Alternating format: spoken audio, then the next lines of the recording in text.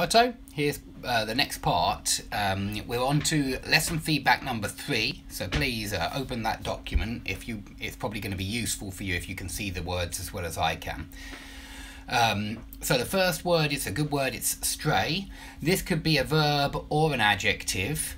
To stray or to go astray, it means to go away aimlessly from the path. If you're walking somewhere and somebody strays, it means they start going in a different direction aimlessly, and it's a bad thing, it's a negative thing. But if your eyes stray, then they move away from something which they should be looking at and they go somewhere else. So your eyes could stray. You can even say to stray for husbands and wife. If a husband strays, it means he starts having affairs. He starts going away from the path. The path should be along the path with his wife, but he strays from the path. So to stray is always to leave the path and go in a different direction. You can say a stray dog, which obviously is an adjective, and it means a dog which doesn't have a home, a homeless dog. So we can call dogs strays, and we do, it's very common. So really, it's like to wander off the path or to roam off the path. It's a bit similar to a way of walking, really, to stray, but it means to go off the path. You can also say somebody was killed by a stray bullet, and so it means that one of the bullets wasn't aimed at her, but it went away from it was accidentally fired in a direction which ended up in that person, unfortunately. So yeah, it means to wander off the path, to stray. So it's an excellent adjective, and we had stray remarks. He made some stray remarks throughout his career, and that would mean that he made some remarks which were perhaps not correct. It's always a little bit negative, yeah? He made some remarks which were perhaps not in keeping with his main policies and were perhaps a little bit careless. You know, when you stray, you're usually being careless, and so yeah, a stray remark would be a remark which is not the right kind of remark in this sense anyway. Okay, let's keep moving. Severe weather. Severe is really the opposite. If we're dealing with punishment, it's the opposite of lenient. A harsh punishment, a severe punishment. But then you can also have lenient punishment, which would mean an easy punishment. It should have been harsher, it should have been more severe. But if there's severe weather, then of course it means dangerous or nasty weather. It doesn't mean sunshine. It usually means strong winds, gale force winds, hurricane, tornado, you know, some kind of catastrophic weather would be severe weather. It would perhaps the kind of weather where people are injured or even die. Okay, if you check up on someone, you regularly check their progress. So your boss usually checks up on you if you have a boss. I'm lucky, nobody checks up on me because I work for myself, but I have to check up on the students, and I suppose I don't really, but I certainly check up on my kids. I check that they're doing their homework. With my students, I know if they're doing the homework or not, and so I don't really need to check. But of course, with my kids, I don't know what they're doing at school, I don't know what they're doing afterwards, and so I check up on them. It just means regularly check their progress and make sure that everything is going according to plan, that they're going in the right direction, that they're not straying from the path and maybe getting mixed up with a bad crowd and stopping doing homework, that kind of thing. Okay, check in on is a little bit different. Let's have a look what Oxford say about check in on. No, it's only got check on. It doesn't have check in on. I can't see a good one for check in on someone. English phrase, check in on. I think we just check on someone. You can check, a doctor can come and check on you, and it means to check that your health is okay. Perhaps you're a patient in a ward, and then a doctor can come and check on you, a nurse can come and check on you. But check in on, I think, is sometimes used idiomatically, but it won't be found in the dictionary, or I can't see it here in the dictionary. I can only see it on phrase mix, and when someone joins the team, I like to check in on them at least once a day. And so I suppose it means check up on them in that situation. Check that they're doing okay. Check that they feel comfortable in the new team. Okay, let's keep going. To run off. We need to make sure that the water runs off the building effectively. Well, here we're talking about drainage, and we're making sure that the water runs off the building. Perhaps it's got a roof, like I've got a roof, and it runs off the building. Water can run off the building, and it means leave a surface then when it runs off. But when anything leaves a surface, especially water or liquid, it can run off the surface, certainly. So you can spill your coffee, and then the coffee runs off the table. It certainly can be used like that as well, for whenever any liquid leaves a surface and drips down. Okay, we have to mock, which means to make fun of or to laugh at. When you mock someone, you deride them, you make derisory comments or derisory remarks. So yeah, tease would be another similar word. You tease someone, you mock them. Perhaps you call them big, ugly, stupid, something like that. You insult them and make insulting remarks. You put them down, as we discovered. There are some other ones for insult as well, but nothing has immediately sprung to mind, so we'll carry on. Set off and go off, we had in the previous first 20 minutes. You know that you set off fireworks, you can set off an alarm, you can even set off a conflict or something like that, because the idea is that there's a spark and then it explodes and a conflict breaks out. So yeah, you could even something can even set off set off a fight, or perhaps not set off a fight, but I think conflicts can be set off, like sparked. Let me just quickly set off a conflict. I'll just quickly check this one.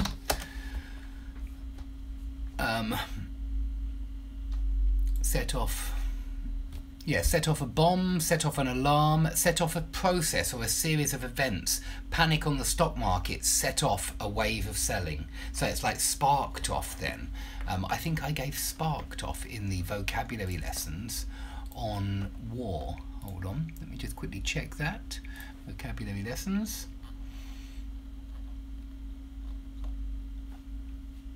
War and peace.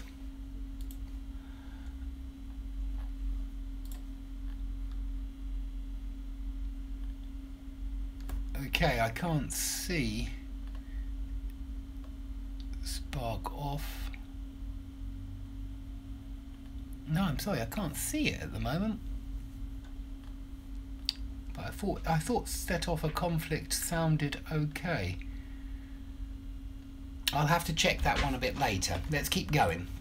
Okay, so you can set off, activate bombs, fireworks, something like that, and the bombs and fireworks go off. That's the way they're used. The bomb or firework goes off. Okay, you can hear someone out, which means hear everything that somebody has to say on a particular issue. So it's very often used like this, where you say, please stop interrupting me, stop butting in, hear me out.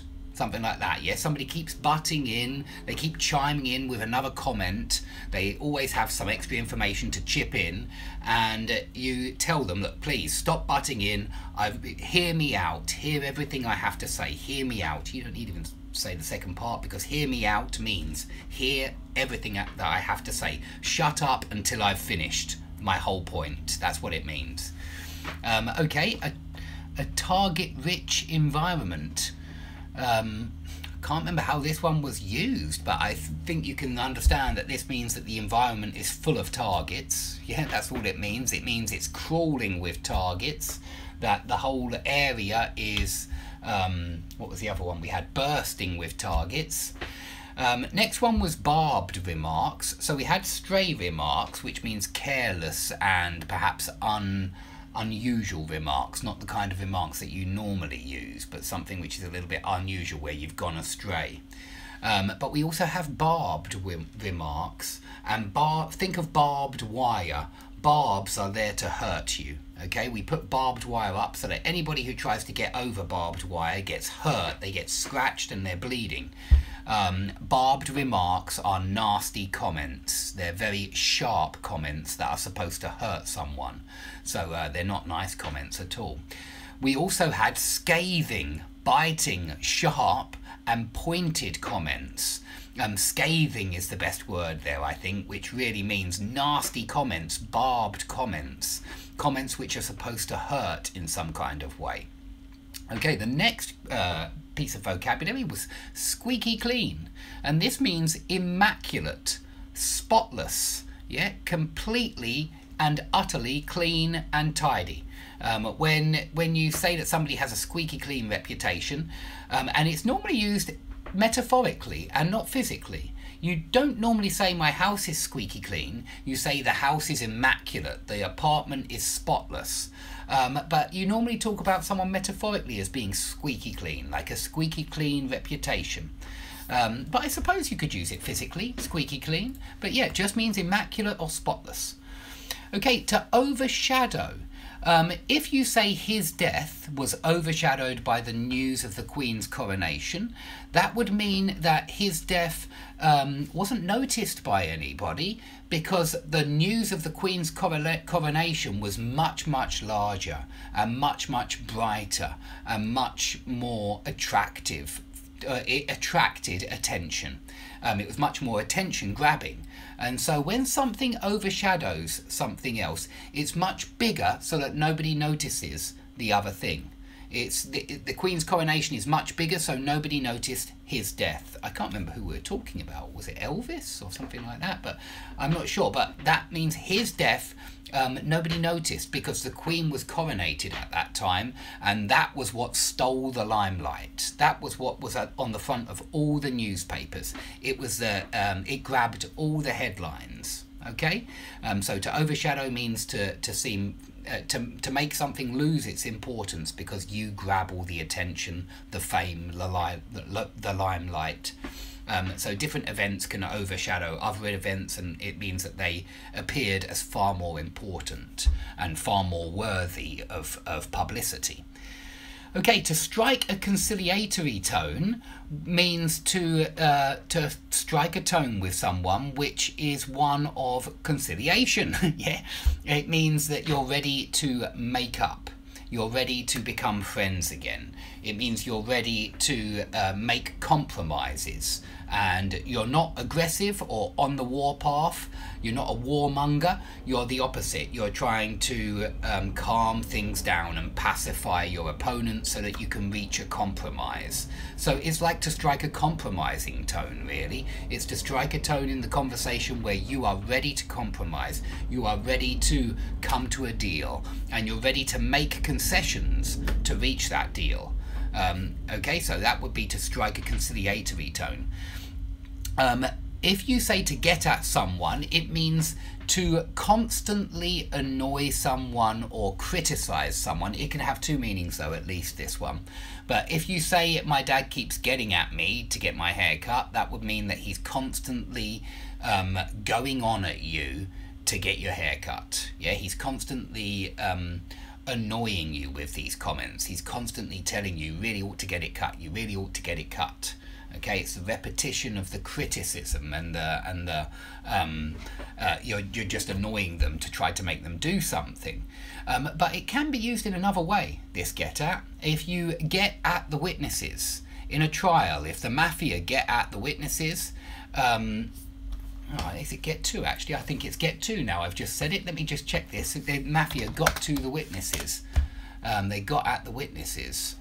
Not sure now. And I think if you say he's getting to you, it means he's upsetting you as well. But do we say the mafia got at or got to the witnesses? I think both are possible. But I'm going to have to check that one for you, Otto. I'm sorry.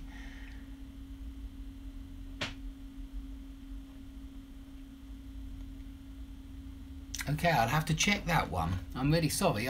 When I'm doing this, these lessons off the cuff, yeah, improvised, get at someone.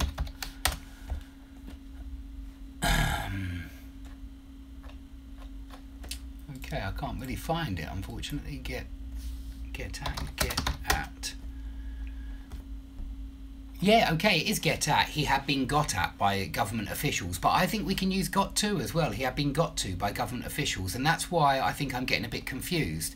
Of course, get at can mean to get at the screws. Yeah, it could occasionally mean to reach. It's difficult to get at the screws. Both could be used there. But yeah, it can mean bribe someone, unfairly influence someone. He had been got at by government officials. And it can mean to imply. If you say, what are you getting at? It means, what do you mean? What are you getting at? So it has a number of meanings to get at. Okay, to lay out the terms and conditions, or to lay out all the reasons why this was the case in your essay, it means to explain, to lay them out, to arrange all of the reasons why. But you can lay out the rules, you can lay out, well, you normally lay down the rules and lay down the law. Very similar though, but then you're laying down rules. But you can lay out reasons, or you can lay out the ideas that you have to someone in a meeting. Okay? If you cherry pick, it means you only choose those things which conform to your hypothesis or argument or goal, and you avoid all of the things which contradict your position. And so you might say climate scientists have been accused of cherry-picking the data in order to show that global warming is definitely happening. And that would mean that they only choose the data which backs up their hypothesis. All of the data which seems to contradict their hypothesis, they ignore, as if it never existed. So cherry-pick is a negative word. Lawyers have to cherry-pick. In their arguments, they have to cherry-pick the evidence. They can't possibly mention all the evidence because some of it may make their client look guilty. And so they cherry-pick the evidence. They try and make sure they're only choosing the evidence which supports their client. Okay, that's all of number 3. Let's go on to number 4 now. Okay, we've got to check up on. We had that.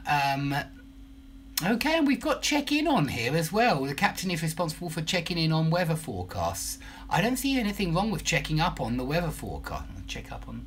No, I suppose check in on the weather forecast would be better. I've written here people and things. You check up on people, but you check in on things. That sounds kind of right to me. It's rare, check in on. You know, if you're checking up on someone, check up on or check on someone. Whereas check in on, he checked in on the weather forecast. Check in on is very rare. Check up on and check on are the main ones. Okay, we have a pundit next. A pundit is some kind of expert, especially one who is famous in the media. So if somebody is a pundit on American politics, they're supposed to know all about American politics. You could say they're a know-it-all as well, a know-it-all. Next word is tiresome, which can mean exhausting, dull, tedious. If someone is tiresome, it means they're boring and dull. They make you feel tired whenever you talk to them. Children can be tiresome as well because they're constantly nagging you and asking you for things and asking you for help, and it can be rather tiresome. I remember life in the classroom is tiresome. When you've got loads of kids with you every day, it's a tiresome job for sure. Okay, the next one was noose, which is an easy one. It's a noun for when somebody is hanged. That device, the gallows, which hold the rope. The gallows holds the rope. It's where the rope is connected when somebody is hanged, and so the noose is where your head goes in. It can often be used metaphorically. Obviously, if you put your head in the noose, it's not a good thing. It means you're about to be executed. Okay, a botched job, and you should remember botch up, mess up, muck up. They're the phrasal verbs which we've been studying. When you botch something up, you make a mess of it. And a botched job is a bungled job. Bungled is another good adjective here, but botched is more common. A botched job would be a job which went completely wrong. And if you say the police are accused of botching the search, it means botching up the search, of messing up the search, of mucking up the search for the missing child. So to botch or a botched job, it's always when something has been messed up, when you've made a load of mistakes somewhere. Drum up is the next one, and I'm sure you remember that drum up is drum up support or drum up business. When you want to reel in some new customers and capitalize on a new market segment, you need to drum up customers from that area. You need to reel in as many customers from that area so that you start raking it in and rolling in it. Yeah. A legally binding contract, I think that's clear. Yeah, it just means that this contract is not just a gentleman's agreement with a shake of the hands. This is a legally binding contract. Everything has been written down and signed by lawyers. So everything is written down in law, and the terms and conditions have been laid down. So there's no getting out of this contract now, and perhaps there's something in the contract to make sure that if you don't honour the contract, you are punished in some kind of way. You might have to pay a fine or something like that. Okay, next is ballot paper. What did you write on the ballot paper, we could say, meaning the piece of paper where you voted. So a ballot paper is where you vote. It's when you go to the polling booth, the polling office, you have to take a piece of a ballot paper and say who you vote for. Okay, to woo is a very old-fashioned word now.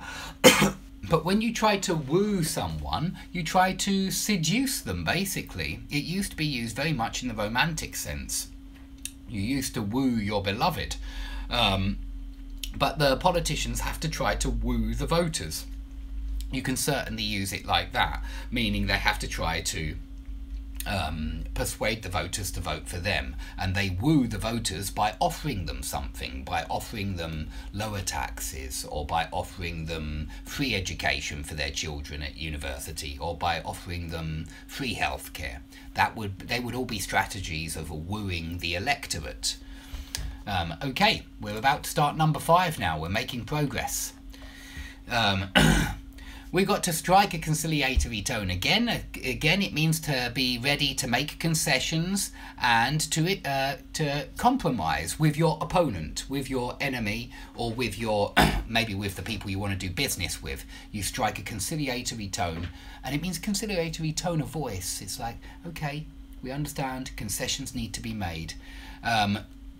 So yeah, they were complaining in the press. They were whining, they were whinging, they were going on about the fact that Trump had struck a conciliatory tone with Putin. This was quite a few months ago now, and I think you can see that this is not necessarily the case.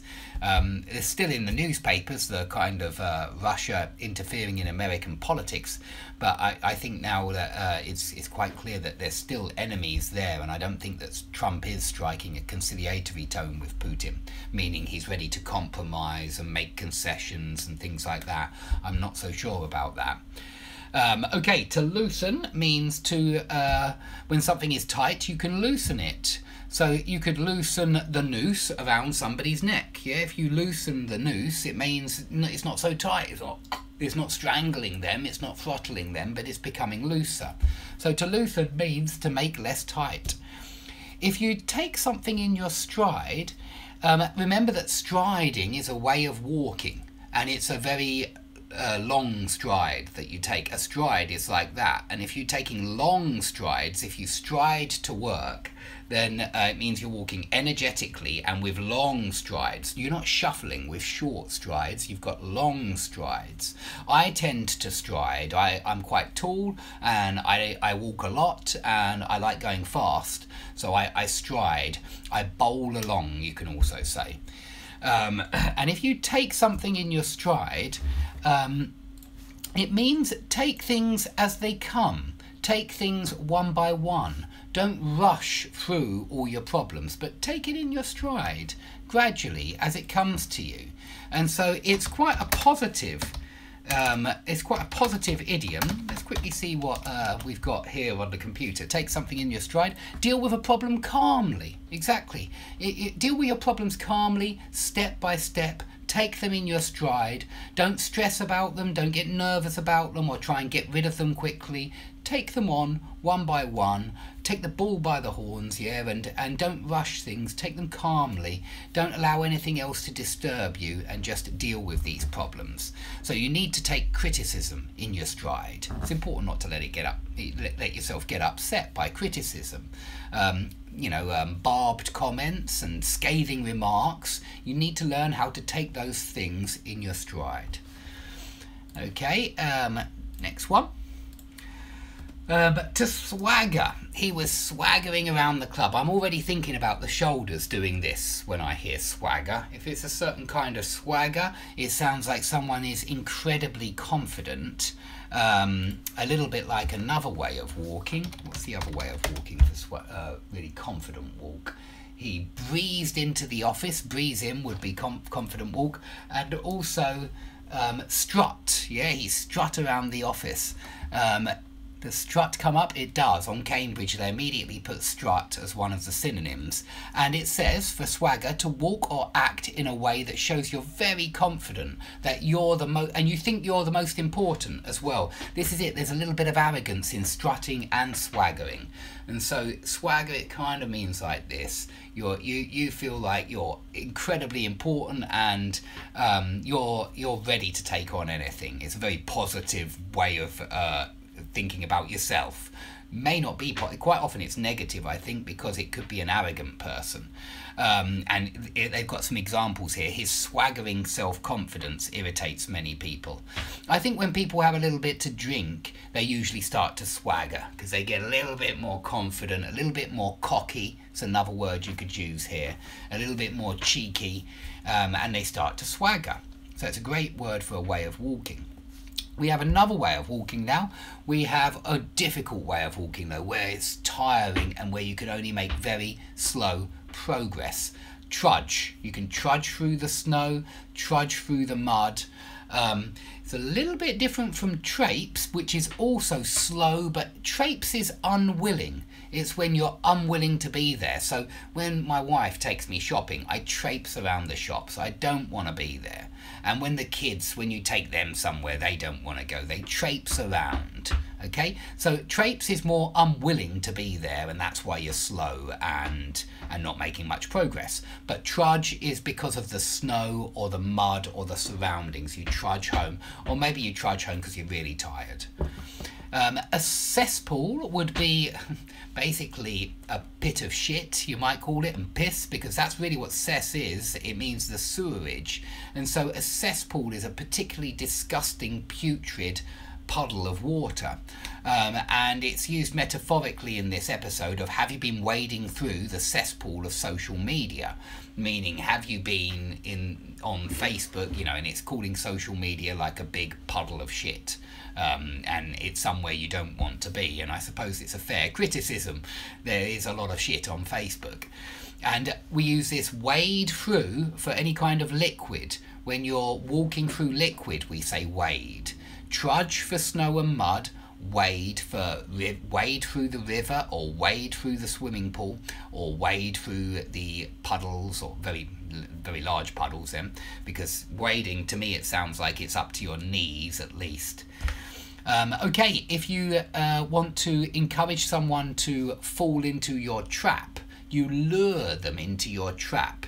Remember the word alluring, because the word alluring is connected to lure. It's got the same root. If something is alluring, it's very attractive and you want to take it. If a woman is alluring, she's charming and she's sexy, yeah? She's got an alluring appeal. She's got sex appeal.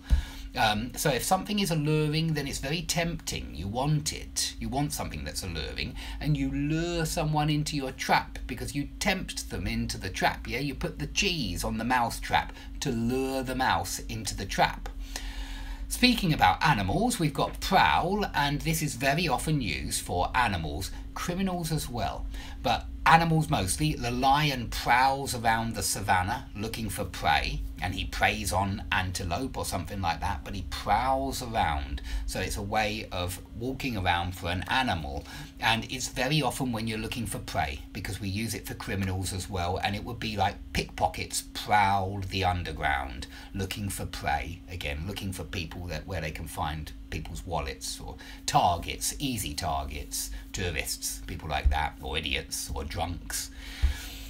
Okay, next one is shuffle. Remember, you can shuffle your feet, which would be the opposite of stride, because when you shuffle, you don't take long strides, you take very short strides. Sometimes when people are dancing, they're shuffling their feet because they're not taking long strides. But you can also, if you say he shuffled down the street, it sounds like they've got very small strides and he's not walking energetically. But you can also shuffle a deck of cards. If you're a dealer, you shuffle a deck of cards, and then it means you mix up the order of the cards to make sure that the game is completely fair. Okay, next word, it means it's a way of speaking, and it means to speak very quickly, too quickly. Too many people gabble. I think a lot of students believe that it's fantastic if you can speak as quickly as possible. I wholeheartedly disagree. I think that anybody who gabbles, and unfortunately I gabble sometimes too, but anybody who gabbles is actually demonstrating their shyness and their nervousness and their desire to leave the room as soon as possible. It's actually better to enjoy the sound of your voice. I think people who gabble, again, they don't like the sound of their voice. They would prefer to be listening to something else. They would prefer to be somewhere else. So yeah, I think gabbling is a negative word, and it is usually used negatively. People gabble when they're nervous. People gabble when they dry up in the middle of a speech. Okay, the next one is gibber, and I'm sure you can remember reduce someone to a gibbering wreck. If you gibber, you're hysterical, basically. Not only are you talking quickly, but also you are talking nonsense. Yeah, you're talking a lot of, you're babbling. Babble would be very similar to gibber, from Babylon. Yeah, Babel, and from the Tower of Babel, when God made sure that everybody couldn't understand each other. Nobody, sorry, is the best way. Nobody could understand each other. That's why we say babble. Nobody understands you when you babble. Similar, gibber, you can't understand someone who's gibbering, but it really sounds hysterical as well as quick. Something has really shocked them when they gibber.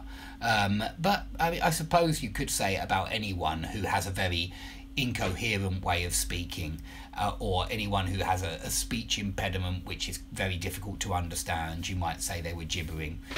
Remember that we say stutter for the speech impediment when we go that's stutter, and we say lisp for that speech impediment when people put their tongue between their teeth. I have that speech impediment as well, unfortunately, and I'm trying to get rid of it. I'm trying to overcome it. Okay, waffle on about, ramble on about, drone on about. I've droned on about these phrasal verbs for quite some time. You can bang on at someone about something, rabbit on at someone about something. We've done them hundreds of times, so I'm sure that you remember them very well now. And there are so many of them too. Okay, that's the end of number 5. Let's see if we can get number 6 in as well. But I will not rush. I will try to go nice and slowly and calmly. So we've got traipse again. I want to remind you that traipse is when you walk somewhere unwillingly. It's usually when you're taken somewhere you don't want to be and you traipse around the shops, or you traipse, don't know, if you don't want to go home you might traipse home if you want to stay out, but somebody makes sure that you go back home, maybe your parents order you to. You traipse then, it's an unwilling walk. Okay, an outcry. A public outcry. It's a scandal. It's when everybody goes, oh my God, that's terrible, that's disgusting. So there's an outcry every day. What's the outcry today? The outcry today is that Kevin Spacey from House of Cards has admitted that he, well no, he hasn't admitted anything actually, but he has apologised to his accuser because somebody has accused him of trying to seduce them when they were only 14. So this is the outcry today. There's an outcry that Kevin Spacey could prey on such a young child, and he's also come out and admitted that he's gay. And remember, we say come out for admit you're gay. So he's come out somewhat it's a bad time anyway, because of course all of the LGBT society, they're not very happy that he's come out and admitted that he's gay at the same time that it's come out, that the news has come out that he perhaps was preying on young children, or young teens anyway.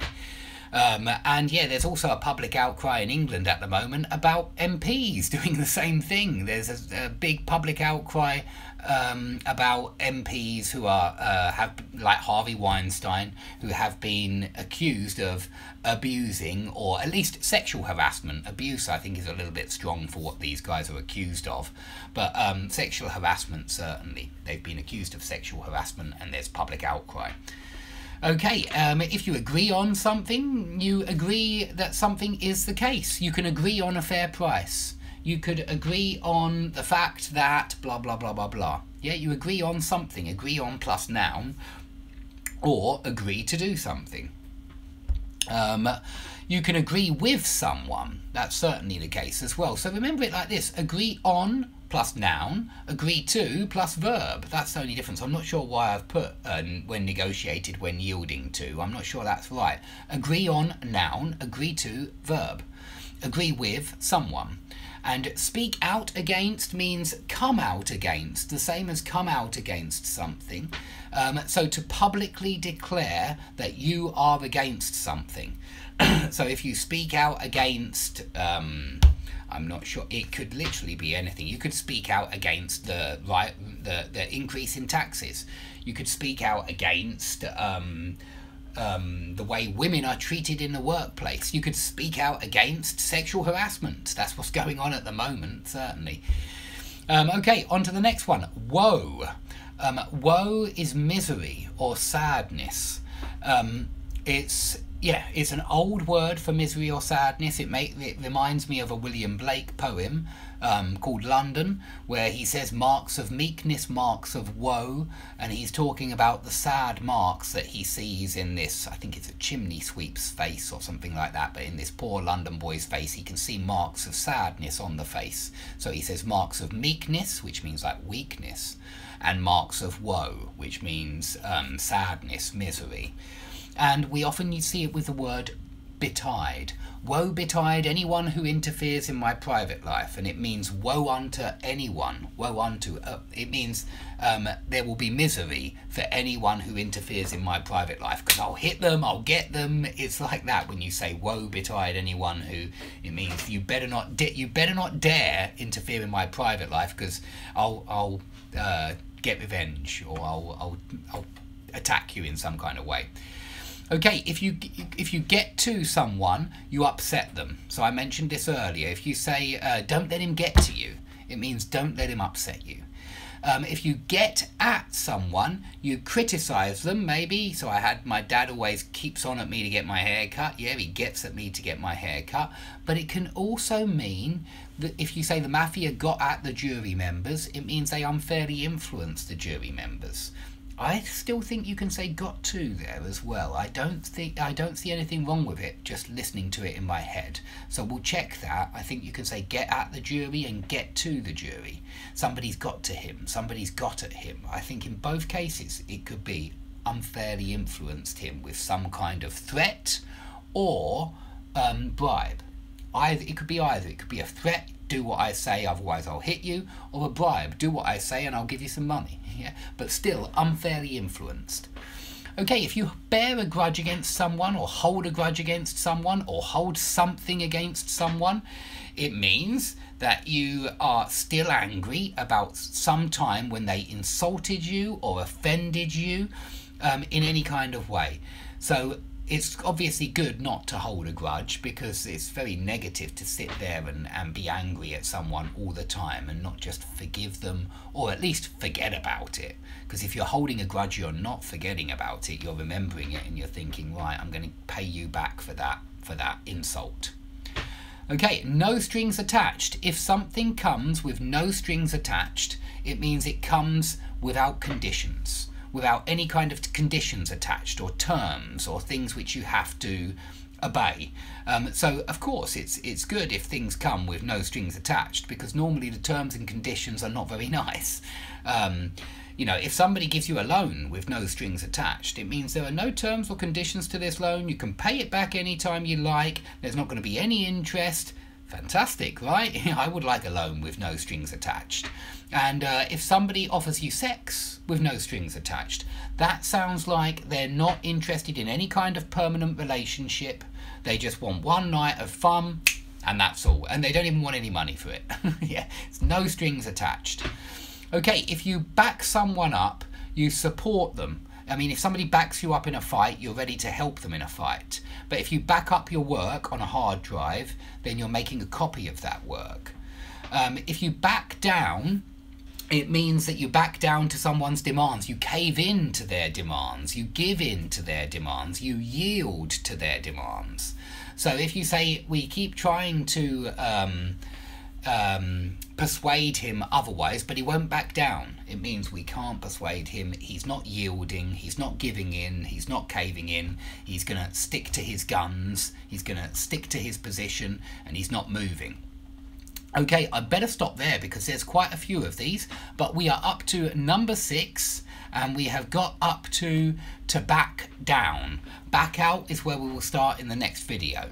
Okay, thanks very much for your attention, Otto, yeah, thanks for recommending that we do this, because this is a good idea. I think it will help me remember a lot of these words as well. And there are a lot of words here. So I'll see you on Friday. Take it easy, have a good one.